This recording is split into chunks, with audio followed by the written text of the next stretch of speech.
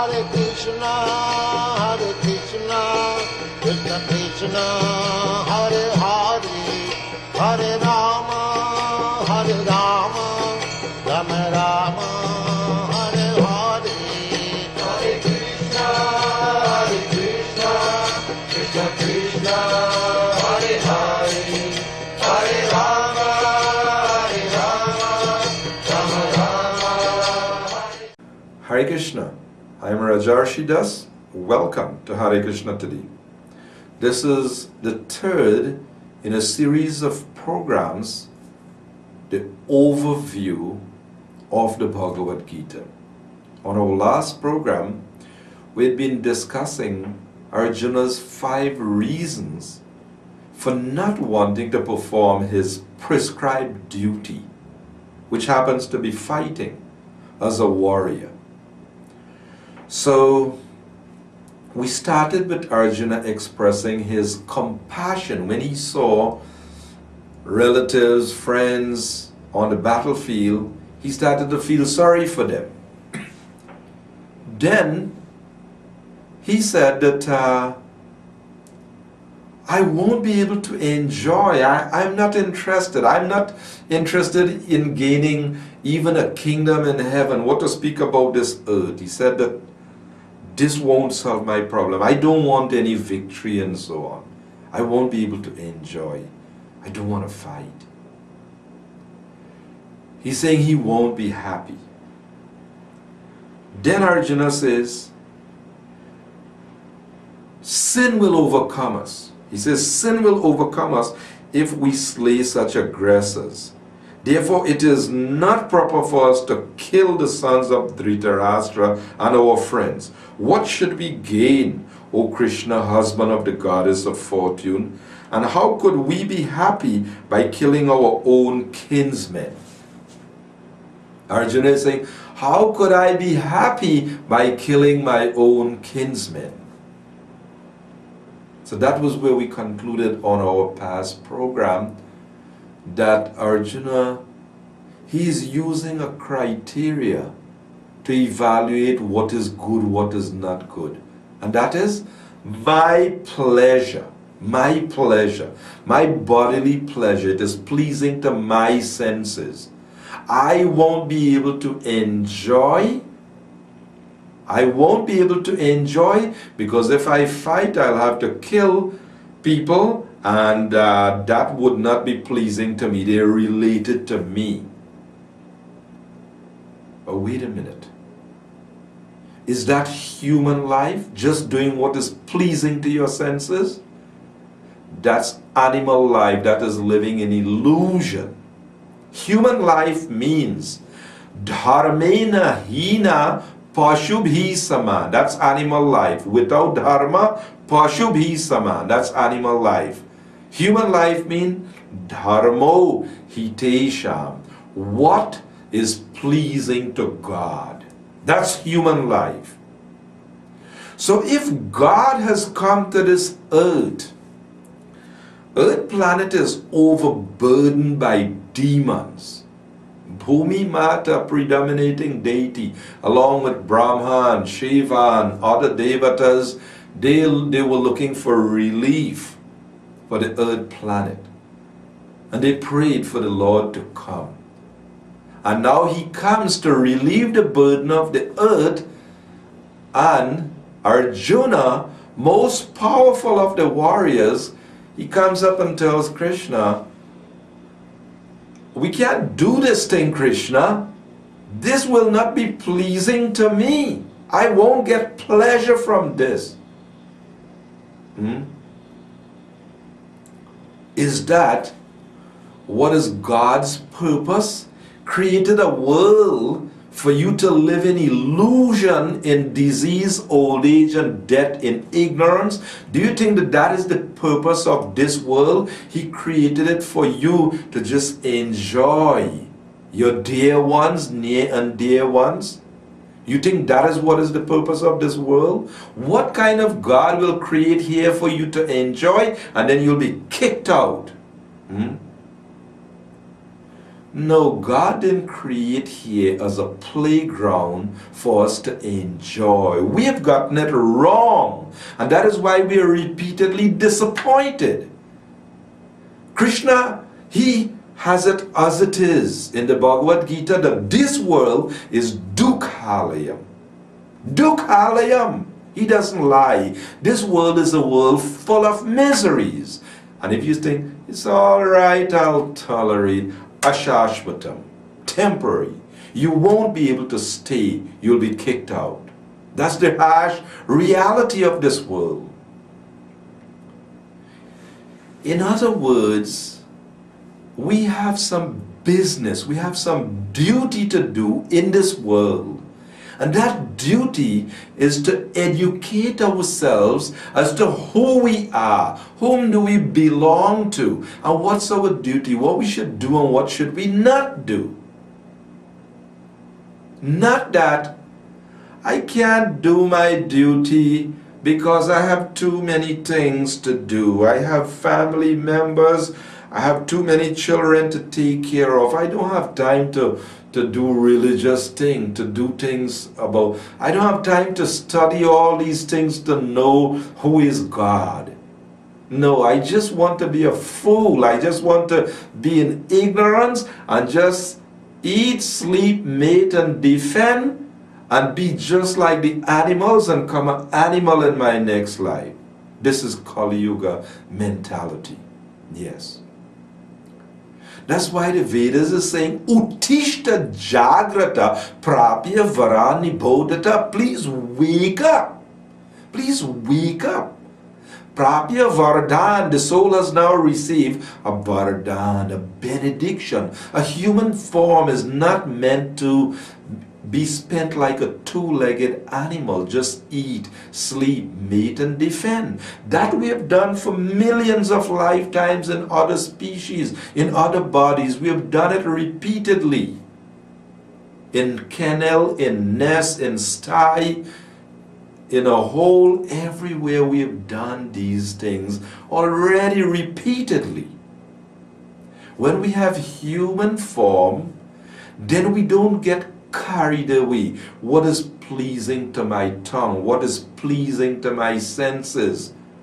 And just go avoiding, this is not pleasing, this is not pleasing. I don't like these religious things. I don't like this. No. Human life means, Krishna is saying in the Gita, Ye me matang idam nityam anutishtanti manava. My instructions are eternal, and it is meant to be followed by human beings. If we claim to be human, then we have an obligation to know God's instructions and to follow. But it won't be pleasing to me. Well, Krishna tells Arjuna, of course we'll be dealing with solutions later on. How Krishna approaches Arjuna's problems. So he's saying that sin will overcome us if we slay such aggressors. People who are criminals, the Kauravas, they describe as aggressors. They took away the property that were the Pandavas. They set them up in a house with flammable substances and tried to burn them to death. They administered poison to Bhima. They stole their wife, Draupadi. They are aggressors. That Manu Smriti, the law book for human beings, says that these persons should be put to death. And here, Arjuna is saying, sin will overcome us if we slay these persons. The Kshatriya, the warrior, who on behalf of God, remember, the rulers of society, the King Krishna say, Naranam cha naradhipam. The king in society is supposed to be the representative of God, supposed to represent God. He has to act for God's purpose. So in Kali Yuga, amidst all this ignorance, Arjuna is just playing this role to show us how performance of duty and pleasing God is not a casual thing. Some people say, I worship God in my own way. And we say, worship of God is not an own way thing. Yes. Worship of God may come to the point, like Arjuna is the extreme situation. God is saying, kill them. And you got to make up your mind. Are you willing to please God? Or are you thinking, no, I want to be happy. I won't be able to enjoy if I kill them. Is that our position? So, Arjuna's last question, or his last excuse for not wanting to fight, goes into the second chapter, where it's indecision. He says, neither do we know which is better, conquering them or being conquered by them. He doesn't know. He is confused. So the 5 reasons: 1, Arjuna was feeling sorry, he is feeling compassion. 2, he says, I won't be able to enjoy. 3, he's saying that sin will overcome us. Or we miss one of them. Destruction of dynasty. Yes, well, if we kill out all these persons, women will be unprotected and they'll be exploited, and then there'll be unwanted progeny. And when these little demons are born without Garbhadhan Sanskar, without no purificatory rites to conceive a child, well, what do you think is going on today? Do you think that people are following the prescriptions for begetting a good child? So is there any mystery as to why so many demoniac persons are born? Why people have so much demoniac mentality? Becoming an aspiring Batman and just wiping out a bunch of people? So the demoniac mentality exists because there are no sanskars, purificatory rites being performed. So someone may think, wow, Arjuna, he's a really good guy, he doesn't want to kill out, people because, the woman will be unprotected and they'll be exploited, and then, so Arjuna sounds like he knows what he's saying. As a matter of fact, he said, I've heard from disciplic succession. So then, after all these reasons, then in the second chapter, verse 7, real business start. Arjuna says, Karpanya dosha pahata swabhava prichhami twang dharma samudha chetasa yat shreyasya nishchitam bruhitan me Shishyastiham Shadhimang Tvam Prapanam. Arjuna now admits, I am confused about my duty. I have lost all composure because of miserly weakness. This word is significant. Kripana means a miser. Miser, he has great wealth, but he won't use it for himself, neither would he use it for anyone. Well, Arjuna is the most powerful warrior. But because of selfish pleasure, selfish reason, he doesn't want to please God. God's business is to kill out the demoniac warriors who has overburdened the earth, and society can't be progressive because all the leaders are demons. They cannot lead the citizens to follow the system of Varna and Ashram Dharma to be progressive for liberation.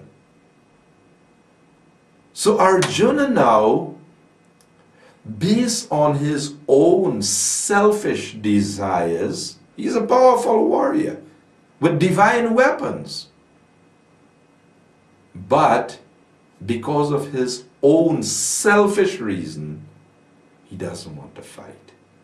So he's saying, I'm confused about my duty. I have lost all composure because of miserly weakness, so bodily attachment, selfishness. This is great weakness. It is great weakness. Bodily attachment means we are weak. We just slaves of the pleasures of the body and the senses.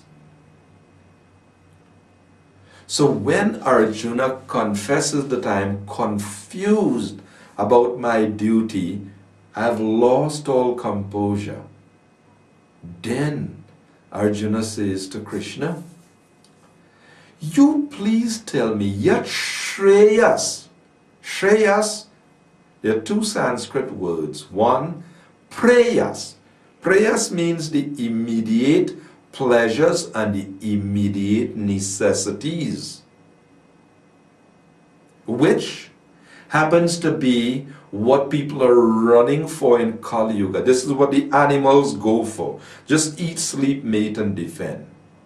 And the human beings who hasn't gone beyond the animal level, they call Dui Padi Pashu, two-legged beasts. With the developed intellect, the business is the same thing. How to improve and increase eating, sleeping, mating, and defense. So Arjuna now, coming to his senses, he is saying, Yashreyasyan. There's prayers, the immediate necessities, and he says, Arjuna now says, please tell me, what is the highest good, the ultimate good? In other words, Krishna is not just pushing Arjuna. Well, Arjuna, just fight is good for you.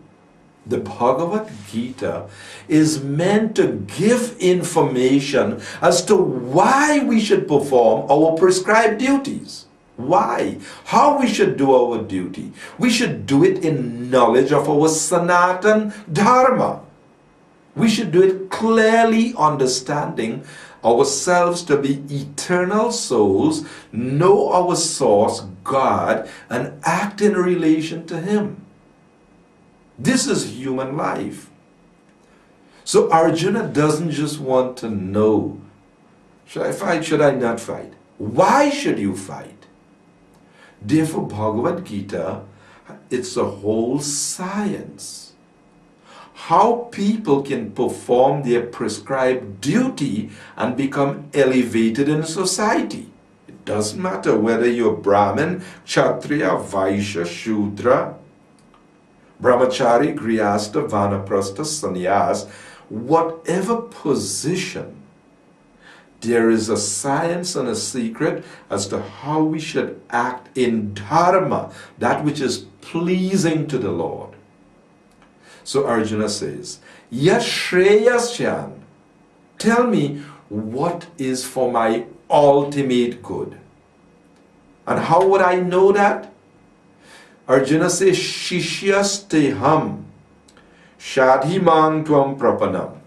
Now I am a disciple and a soul surrendered unto you. Prapanam, surrendered. Now Shishya, I have become a disciple. All the time he was arguing with Krishna. We are friends. But that wasn't solving his problem. But now, taking the role of a shishya, a disciple, means that I have accepted the master. I have accepted Krishna now as master. If in our life we don't come to that point of wanting to submit to our master, we have a big problem.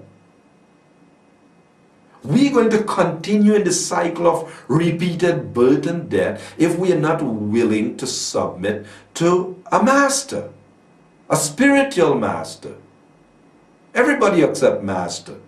Somebody want to become a good athlete? They have some coach. You want to learn something, you go to school. You have a teacher. Everybody, they accept. They learn from someone. But if we want to put an end to the problems of life, if we want to bring about a solution in life, we have to be willing to accept a master and not just say, I have a guru. He's like a pet dog. I tell him what kind of puja I want to do. I tell him what to do. We're not speaking about that. We are speaking about Tasmat Gurum Prapadyeta Jigyasur Shreya Uttamam. Guru means that when you are interested in Shreya Uttamam, Shreyas means the ultimate goal of life. Otherwise, yeah, you can have some purohit, some priest, do this, do that for you. But Guru means Tasmad Gurum Prapadyeta Jigyasur Shreya Uttamam. Shreya, Shreyas, the ultimate goal. Uttamam, the topmost goal. When we want to attain the highest perfection in life, then Tasmad Gurum Prapadyeta. Arjuna is saying that Aham Tvam Prapanam. Now I am surrendered unto you. I am willing to follow what you are saying. We should come to that point in our life. If we don't, if we just want to go comfortable, I don't want to have any guru, I don't want to take any vows. Why? Because that won't be pleasing to me. I'll have to do things that I don't want to do.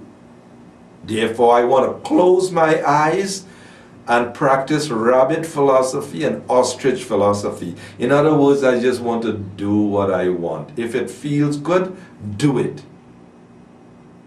So this is Kali Yuga situation. So Arjuna's submission here is the beginning of the solution. It is where human life actually begins. Otherwise, nate vidu swarta gatim hi Vishnu durashaya ye bahir aratamanina. If a person doesn't come to that position of swa arta gatim hi Vishnu, want to accept someone who would teach him the ultimate goal of life, which is to go back to Vishnu. If a person hasn't come to that point, and instead he is just interested in some economic gain, he's described as andha, blind, and he would accept other such blind persons in society as his leader. So blind leading the blind, they all miss the purpose of human life and they plunge into the lower species. So Arjuna coming to this point that I am Shishya, now I am a disciple and I want to hear Shreya Uttamam, the ultimate goal, and Aham Tvam Prapanam, now I am surrendered unto you, you please instruct me. We have to come to this point in human life, otherwise we could be heading down for the lower species. So did Krishna take Arjuna's thing casually? Arjuna has surrendered now. But the Guru wanted to teach a lesson. So Krishna started by saying Ashocyanan Vashochastvang Pragyavadams Chabhashase Gatasun Agatasums Cha Nanu Shochanti Panditaha. Immediately Krishna started chastising Arjuna. You're full, Arjuna. You are speaking learned words, but you are mourning for what is not worthy of grief. Those who are wise lament neither for the living nor for the dead. In other words, Krishna chastised Arjuna because there are many fools in this world who think that my academic knowledge is sufficient, my technological knowledge is sufficient. I am learned because I have a PhD, I got a BA, I have this degree, I have that degree. So Krishna is saying, Pragyavad, you are speaking learned words. But a pandita, a learned person, he doesn't lament for anything. Why? Because he knows that the soul, he knows that the real self is spiritual, it is eternal. He knows the reality. So he doesn't lament for these things. So you are speaking pragyavad. You're speaking as though you're a very learned person, but you're mourning for what is not worthy of grief. You're crying for these persons. So what, Arjuna? If you don't fight and kill them, you think they'll never die? They would live permanently? Are you such a fool, Arjuna, to think like that? That you would sacrifice, you will give up your prescribed duty as a warrior, you will avoid acting as my eternal servant and following my instructions as though if you don't fight, that they won't die and you won't be distressed. What ignorance! So, we'll look at how Krishna took Arjuna's excuses not to fight and how Krishna responds in our following program. I'm Rajarsi Dasa saying Hare Krishna, and do join us again next week for a continuing presentation.